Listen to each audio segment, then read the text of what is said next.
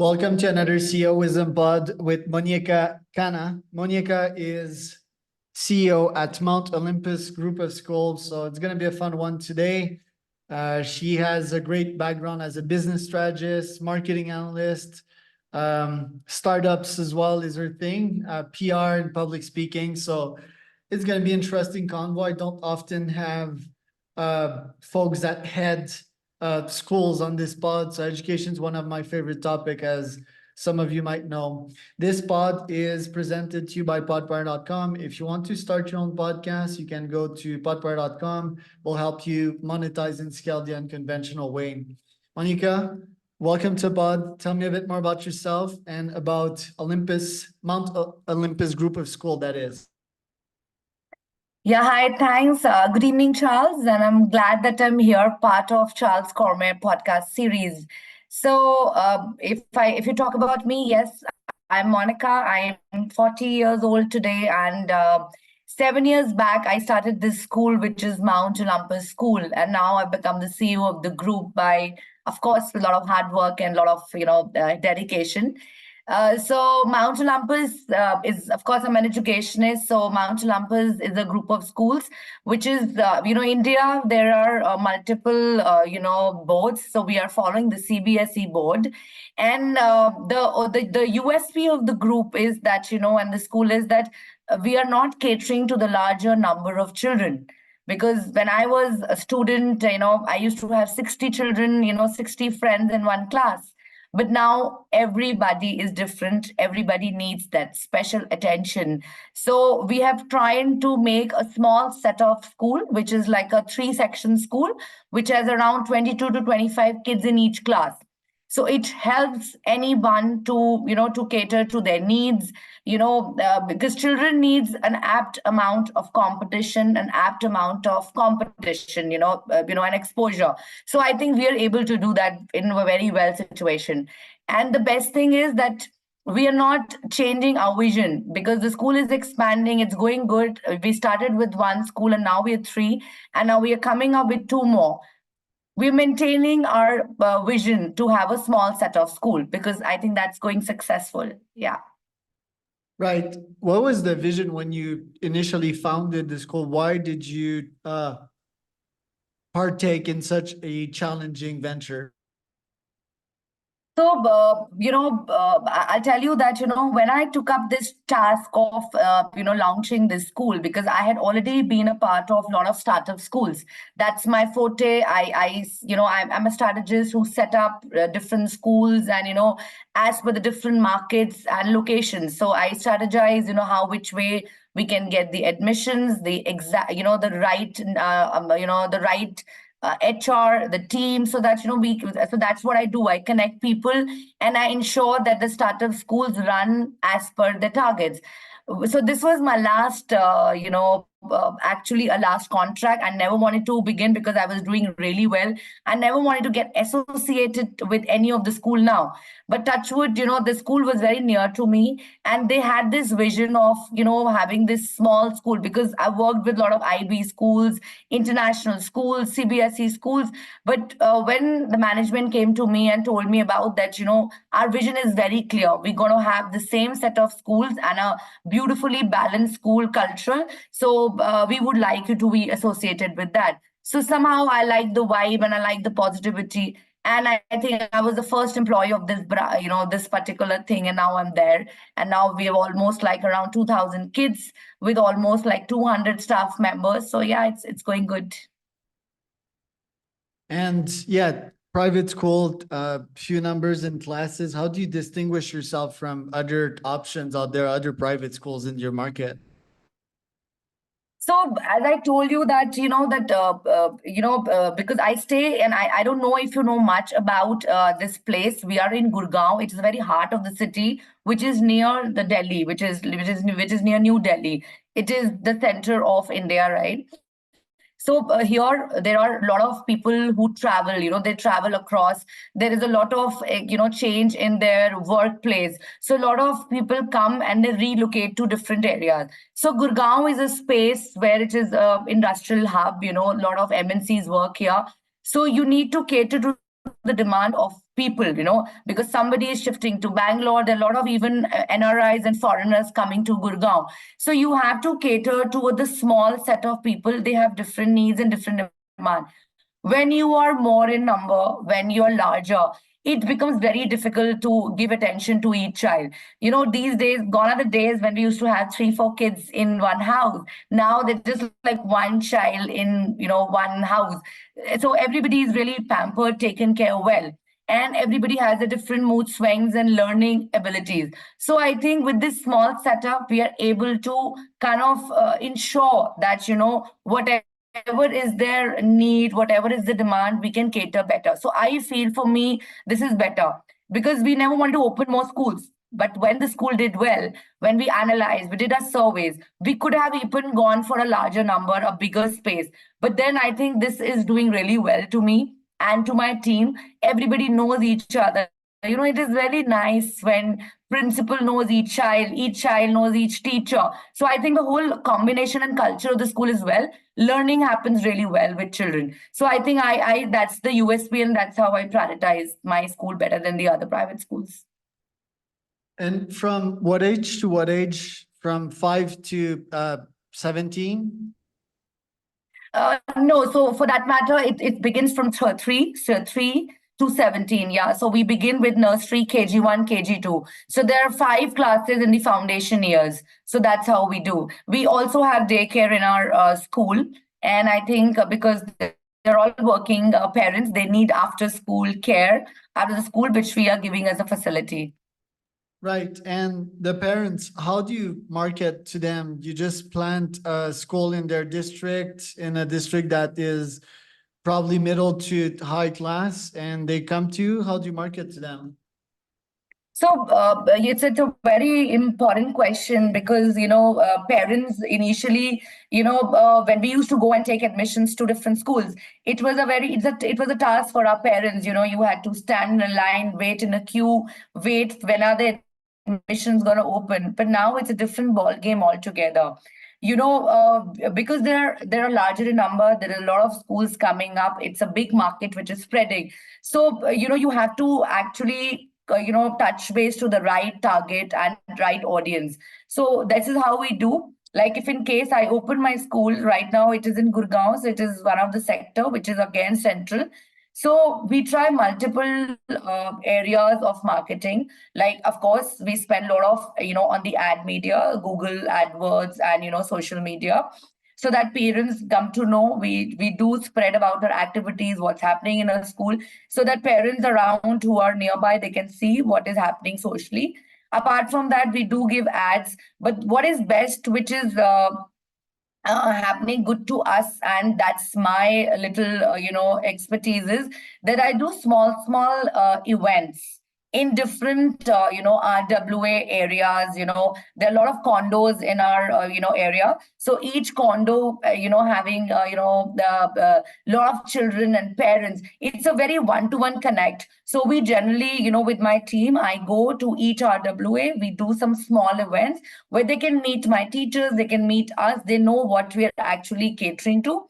And I think that one-to-one connect is doing best to our children and our school. And that's how we're getting admissions. And also letting parents know that it is important that, there is no point going to such far off to different schools and waste their time during travel. So if you have a school which is, as per expectation, so why not you put your child in a nearby school? And this is what is also our USP. We generally call ourselves as a neighborhood school. We want to be real neighborhood. Children can walk by. It's more sustainable. It's more organic rather than coming in cabs and in buses. So yeah, this is how which we know. So I think the small events helps me best to channelize and spread about my school. Right. And opening new schools, how do you make these decisions? Do you just choose the right location, or is there like more thinking, is there competition in this zone? The perspective of growth over the years, how do you choose these new locations? Great, Charles. I think it's a lovely question because these days I'm actually doing that. There is one thing which is called, which you yourself said, the location. Definitely, we go up to first is the location. But I what generally see is we have a survey form because whenever we found there is a site coming up or any school which needs a new takeover and we have to give it a franchise or whichever. So we generally, of course, first find the location if it's good. Location does not mean that it has to be only in the middle of the city or which is very dense. It has to kind of also cater that, what are the prospects after 2 3 years, because almost 1 year goes in the building and all, so I can't see what is going right now. So I do survey around across that sector where which are the new condos coming, and what is the average average income of the children and sorry, the parents over there, and are they into MNC or the business families, because accordingly then only I can choose that what is catering. And also, is there any nearby marketplace or a big mall coming up, because then we can associate and people get to know, because people generally don't want the children to go in a very secluded place. So yes, so these are the things which we generally see when. And there's also one thing which is a gut feeling. I generally go with the positivity that if I found that the space is positive, and then I definitely go up to it, and I then we buy or we take over the schools.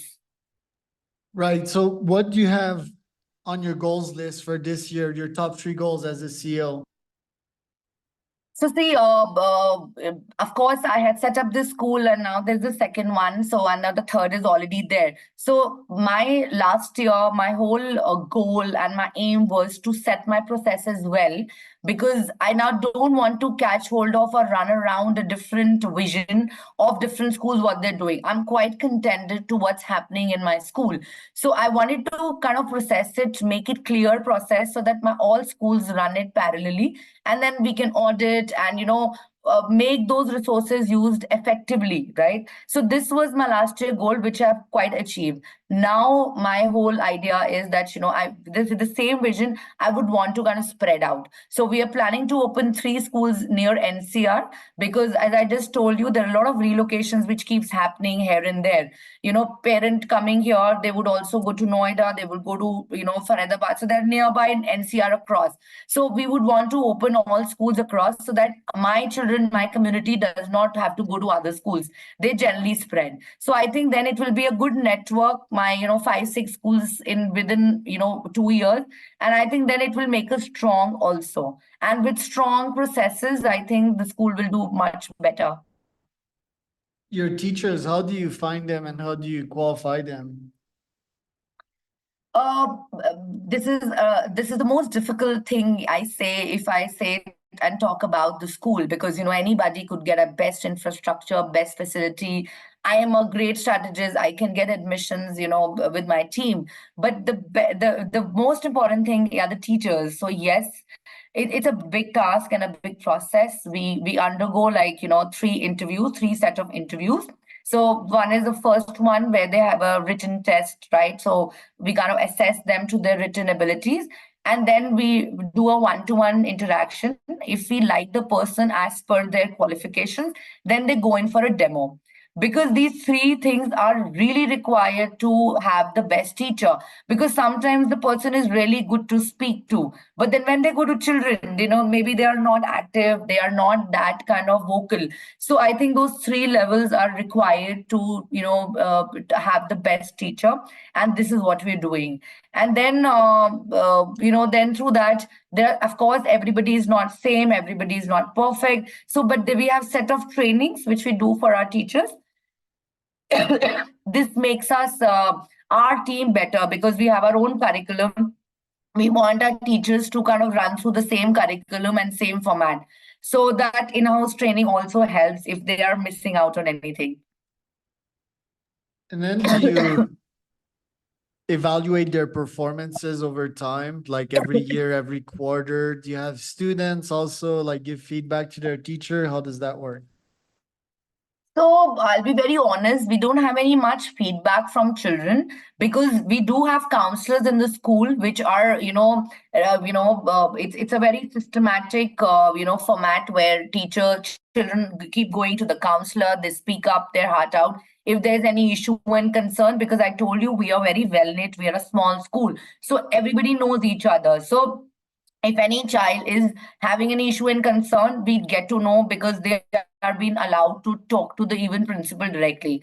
But yes, teachers do have an observation. They have to go through an observation. So we have these quarterly observation by different levels. So because we have a hierarchy in school, there's a principal, there is HM, and then there are coordinators. So on different levels it is done, and then we also have one academic advisor, which is on the corporate level. I mean the eco level, we say, and she takes care of the observations. So that really helps us, in telling them what are their faults, and even their appraisals after a year when their appraisal happens. So observation is must, because otherwise how will we get to know that which teacher is good and doing well? Yeah. And then the kids, if you have a problematic one that's just like slowing down the full system, how do you know if they're to be kept or be fired from the school? So yeah, it is with kids it happens, Charles, that in of course, even all across the world we really cannot hit a child, neither we can kind of abuse the children, we cannot do anything. So there's certain limit level where where till where we can go up to a child and speak. So definitely for that there are counselors in each a school on different levels. So for junior and a senior, different. So we, of course, whenever there is any issue or a concern, first thing is that the child is taken to a counselor. We do speak, we understand what is it going through, what is an issue, and what is a child going through, and why is he doing that, what are the consequences, why has he done this kind of particular act.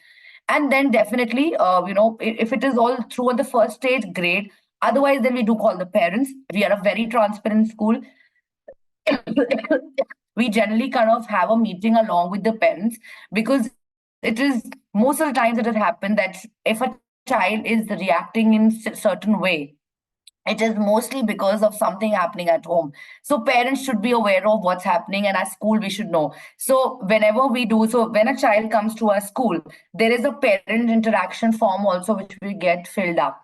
It's like an interaction with parents to understand what are they looking up to us, what are their expectations for school, and what are our expectations from them. It helps us understand that what is the mindset of parents.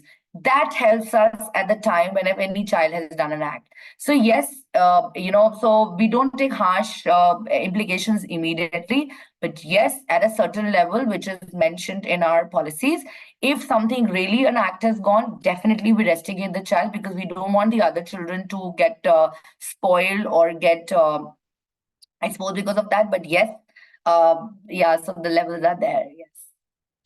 What about innovation? How do you plan on having parts of the program online? Since COVID, we've seen that a lot of school they've gone online. So what do you have planned on that level, and doing things different than the common educational system did before?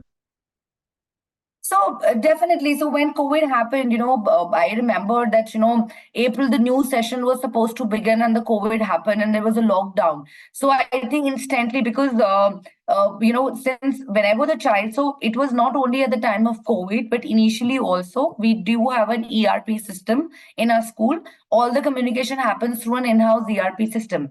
So, whichever communication happens. So there is a personal ID which we give it to each child. So, so we work with along with the Gmail.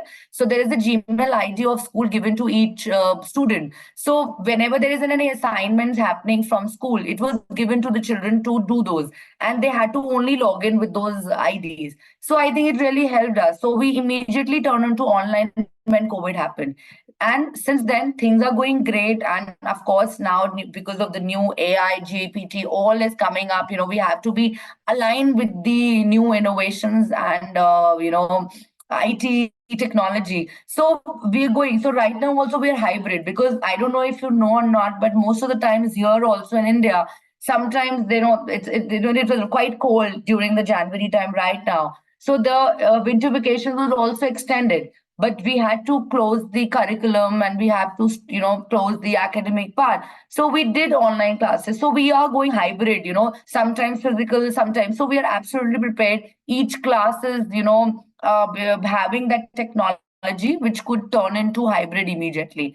And I think that's what we're doing. So even our assessments, even our homework assignments, all are done online, and it is all well, even the checking signature. So I think we're absolutely aligned with that.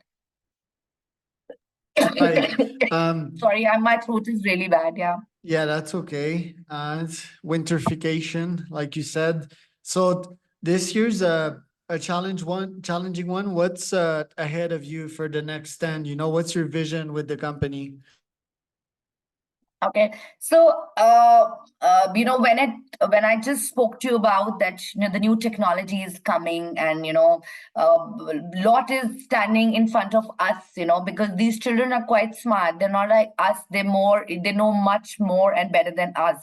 So I think the only challenge which I am facing, and I've been seeing since a year now, that children are ready to learn, but I think our teachers, the staff, is not ready to unlearn.